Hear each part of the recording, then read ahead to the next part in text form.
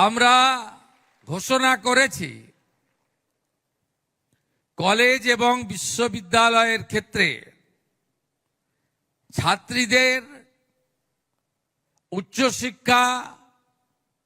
মাঝপথে বন্ধ করার ক্ষেত্রে আমরা আমাদের সরকার উচ্চশিক্ষার জন্য তাদের 50,000 টাকা দেবে, এটা আমরা বাজেটে অঙ্গীকার করেছি। আমি আজকে যতগুলি স্কিম আমরা উদ্বোধন করলাম নতুন করে, বেটি বাঁচাও বেটি পড়াও সহ, এই কর্মসূচিগুলো সফল করার ক্ষেত্রে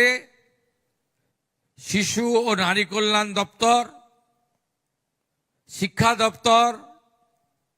এবং সংশ্লিষ্ট আরো যে দপ্তরগুলি রয়েছে একযোগে আমরা কাজ করব এবং কন্যা রত্নদেরকে আমরা প্রকৃতপক্ষে শিক্ষা, স্বনির্ভর, সুরক্ষা এবং সমস্ত রকম বৈষম্যের হাত থেকে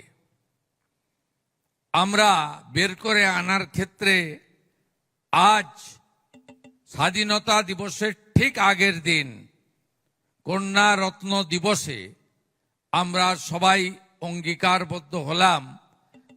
মুখ্যমন্ত্রী হিসেবে আমার দায়িত্ব এটা কার্যকর করার, সে গুরুদায়িত্ব আমি কাঁধে তুলে নিলাম।